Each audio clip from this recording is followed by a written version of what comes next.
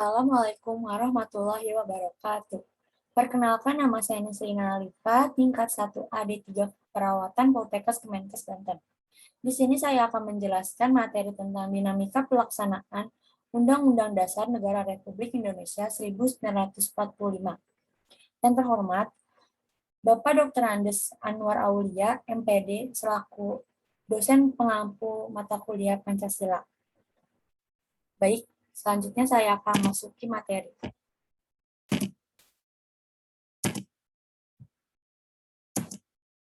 Pengertian Pancasila. Pancasila adalah sumber dari segala hukum yang ada di Negara Kesatuan Republik Indonesia, merupakan mahakarya pendahulu bangsa yang tergali dari jati diri dan nilai-nilai adiluhur bangsa yang tidak dimiliki oleh bangsa lain. Dengan berbagai kajian, ternyata didapat beberapa kandungan dan keterkaitan antara sila tersebut sebagai sebuah satu kesatuan yang tidak bisa dipisahkan, dikarenakan antar sila tersebut sebagai saling menjiwai satu dengan yang lain. Ini dengan sendirinya menjadi ciri khas dari semua kegiatan serta aktivitas desa nafas dan jatuh bangunnya perjalanan sejarah bangsa yang telah melewati masa-masa sulit dari zaman penjajahan sampai pada mengisi kemerdekaan. Lalu ada dinamika pelaksanaan Undang-Undang Dasar Negara Republik Indonesia 1945. Yang pertama itu masa awal kemerdekaan, yang kedua masa Orde Lama, yang ketiga masa Orde Baru, dan yang keempat masa globalisasi. Masa awal kemerdekaan. Undang-Undang 1945 disahkan setelah proklamasi pada 18 Agustus 1945. Merupakan bukti Undang-Undang Dasar 1945 tersebut diakui sebagai konstitusi negara. Undang-Undang Dasar 1945 merupakan sumber motivasi dan aspirasi perjuangan serta tekad bangsa Indonesia dalam usaha membela dan mempertahankan kemerdekaan yang baru saja diproklamirkan. Sedangkan pihak kolonial Belanda justru ingin menjajah kembali Indonesia yang telah merdeka. Sistem pemerintahan dalam kelembagaan yang ditetapkan dalam Undang-Undang Dasar 1945 jelas belum dapat dilaksanakan, dan DPR belum sempat dibentuk. Pada waktu itu masih diberlakukan ketentuan aturan peralihan Pasal 4 yang menyatakan, sebelum Majelis Permusyawaratan Rakyat, Dewan Perwakilan Rakyat, dan Dewan Pertimbangan Agung dibentuk melalui Undang-Undang Dasar ini, segala kekuasaannya dijalankan oleh Presiden dengan bantuan Komite Nasional. Penyimpangan konstitusional yang dapat dalam kurun waktu 1945 sampai 1949. Yang pertama itu berubahnya Komite Nasional Pusat dari pembantu Presiden menjadi badan yang diserahi kekuasaan legislatif dan ikut menentukan garis-garis besar haluan negara berdasarkan Maklumat Wakil Presiden nomor 10 tanggal 16 Oktober 1945. Lalu yang kedua, berdasarkan sistem kabinet presidensial menjadi kabinet parlementer. Sistem presidensial. Sistem pemerintahan Republik Indonesia menurut Undang-Undang Dasar 1945 tidak menganut suatu sistem dari negara manapun, tetapi adalah suatu sistem khas bangsa Indonesia. Hal itu dapat diketahui dari sisi baik pembukaan, batang tubuh, dan penjelasan maupun dari pembicaraan-pembicaraan pada waktu perencanaan, penetapan dan pengesahan Undang-Undang Dasar 1945 tersebut. Penyimpangan undang-undang. Pasal 4 dan 17 Undang-Undang Dasar 1945 telah menunjukkan bahwa Undang-Undang Dasar 1945 menganut sistem pemerintahan presidensial. Presiden memegang kekuasaan pemerintah mengangkat serta memberhentikan para menteri. Para menteri bertanggung jawab kepada Presiden pada tanggal 11 November 1945. Badan Pekerja KNIP mengusulkan kepada Presiden agar sistem pertanggungjawaban menteri kepada parlemen dengan pertimbangan sebagai berikut. Yang pertama itu, dalam Undang-Undang Dasar 1945 tidak terdapat satu pasal pun yang mewajibkan atau melarang menteri bertanggung jawab. Yang kedua, pertanggungjawaban kepada Badan Perwakilan Rakyat itu adalah suatu jalan untuk memberlakukan kedaulatan rakyat. Lalu yang ketiga, Undang-Undang Dasar 1945 sebagai Undang-Undang Dasar Negara bagian berdasarkan hasil Konferensi Meja Bundar atau KMB yang menyatakan yang pertama, didirikannya negara RIS, pengakuan kedaulatan oleh pemerintah kerajaan Belanda kepada negara RIS, dan didirikannya Uni antar RIS dan kerajaan Belanda. Lalu yang keempat, Undang-Undang Dasar 1945 tidak berlaku lagi terbentuknya negara RIS hanyalah sebuah siasat Belanda yang memecah belah persatuan bangsa. Akibatnya, negara yang berbentuk federal itu hanya tinggal 3 negara saja, yaitu yang pertama, negara Republik Indonesia, yang kedua, negara Indonesia Timur, yang ketiga, negara Sumatera Timur.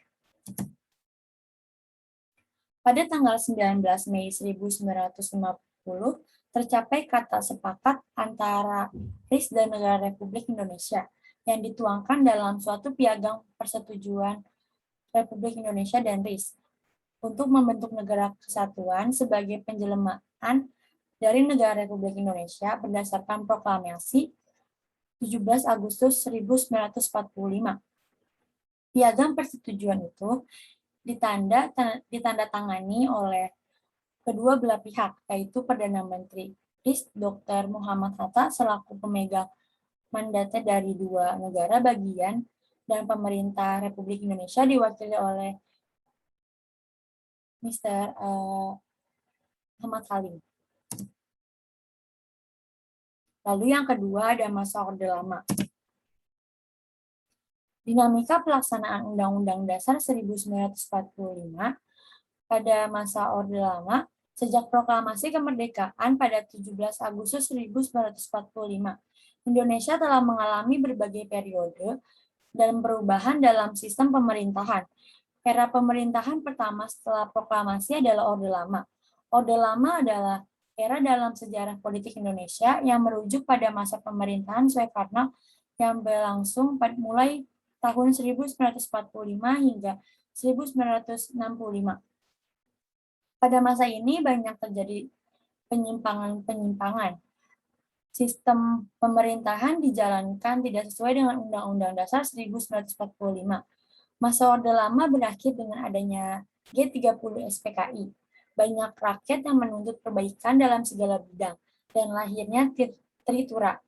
Selanjutnya keluarlah Super Semar, yang menandai berakhirnya kekuasaan Soekarno sebagai Presiden Indonesia.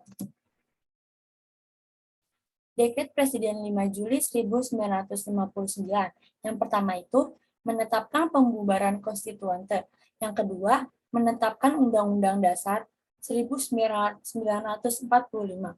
Berlaku bagi segenap bangsa dan seluruh tumpah darah Indonesia. Terhitung mulai dari tanggal penetapan dekret ini dan tidak berlaku lagi Undang-Undang Dasar sementara. Lalu yang ketiga, pembentukan Majelis Permusyawaratan Rakyat ditambah dengan utusan-utusan dari daerah-daerah dan golongan-golongan, serta pembentukan Dewan Pertimbangan Agung sementara dan diselenggarakan dalam waktu yang sesingkat-singkatnya. Beberapa bentuk penyimpangan pada masa Orde Lama di era Presiden Soekarno. Yang pertama itu, demokrasi di Indonesia diarahkan menjadi demokrasi terpimpin. Lalu yang kedua, karena Presiden sebagai pemimpin besar revolusi, maka memiliki wewenang yang melebihi sebagaimana yang sudah ditentukan oleh Undang-Undang Dasar 1945. Lalu yang ketiga, Presiden membubarkan DPR hasil pemilu 1955 dan kemudian membentuk DPR gotong royong. Dan yang terakhir, yang keempat, pemimpin lembaga tertinggi dan tinggi negara dijadikan menteri negara, yang berarti sebagai pembantu presiden. Penyimpangan ini jelas bukan hanya mengakibatkan tidak berjalannya sistem yang ditetapkan dalam Undang-Undang Dasar 1945, melainkan juga telah mengakibatkan memburuknya keadaan politik dan keamanan serta terjadinya pemerosotan ekonomi yang mencapai puncaknya dengan pemberontakan G30 SPKI. Dan pemberontakan tersebut dapat digagalkan oleh rakyat Indonesia terutama oleh generasi muda.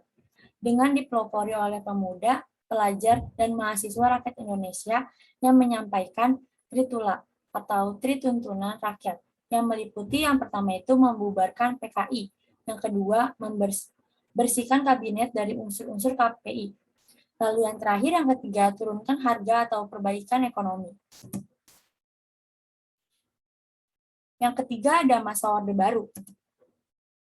Masa Orde Baru sejak munculnya Perintah 11 Maret atau Super Semar yang diberikan Presiden kepada Letnan Jenderal TNI Soeharto. Inti dari Super Semar berisi memberikan wewenang kepadanya untuk mengambil langkah-langkah pengamanan yang dianggap perlu untuk menyelamatkan keadaan. Orde Baru lahir dengan tekad awalnya adalah untuk mewujudkan tatanan kehidupan masyarakat, bangsa, dan negara Indonesia atas dasar pelaksanaan Pancasila dan Undang-Undang Dasar 1945 secara murni dan konsekuen.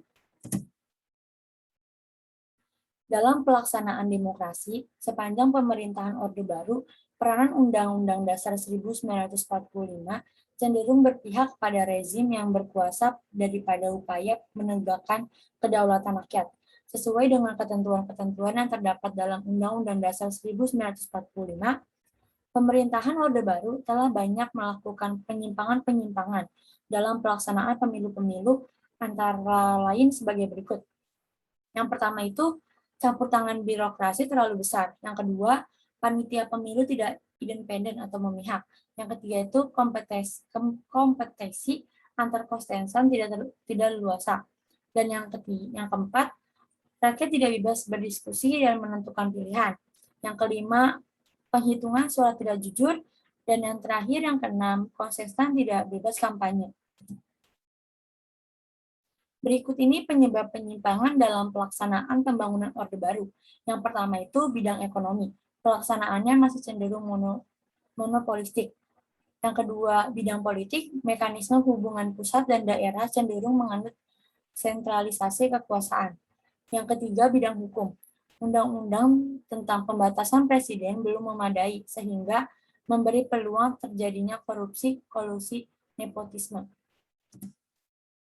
Lalu yang keempat ada masa globalisasi. Globalisasi adalah proses integrasi internasional yang terjadi.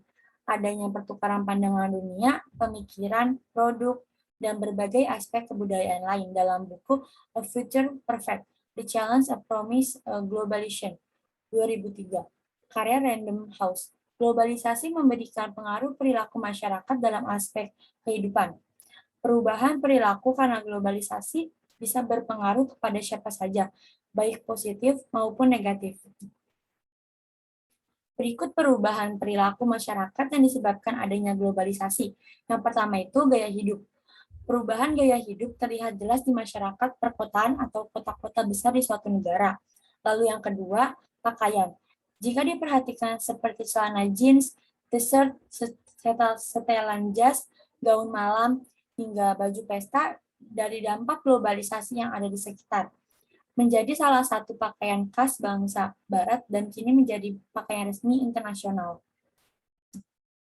Lalu yang ketiga, itu makanan. Nasi menjadi pokok makanan khususnya di Indonesia. Namun, karena adanya globalisasi, masyarakat mengenal spaghetti, burger, pizza yang biasanya dikonsumsi oleh bangsa Barat dan masih banyak lainnya. Dengan adanya globalisasi, makanan asing mudah dijumpa di mana-mana, terlebih pusat pembelanjaan. Lalu yang keempat itu komunikasi. Sebagian masyarakat tentu sudah mengenal namanya alat komunikasi, atau lebih dikenal dengan alat canggih seperti handphone. Handphone menjadi salah satu teknologi komunikasi yang berkembang seiring arus globalisasi. Teknologi internet kini juga terus berkembang menjadi sumber utama untuk berkomunikasi. Lalu yang kelima, ada nilai dan tradisi. Nilai atau norma menjadi sebuah aturan yang tidak tertulis namun dihormati masyarakat. Namun, dengan adanya globalisasi, ada beberapa nilai yang bercampur dengan nilai yang baru dari luar. Mungkin segitu saja yang bisa saya sampaikan. Jika ada salah-salah kata, mohon maaf. Wassalamualaikum warahmatullahi wabarakatuh.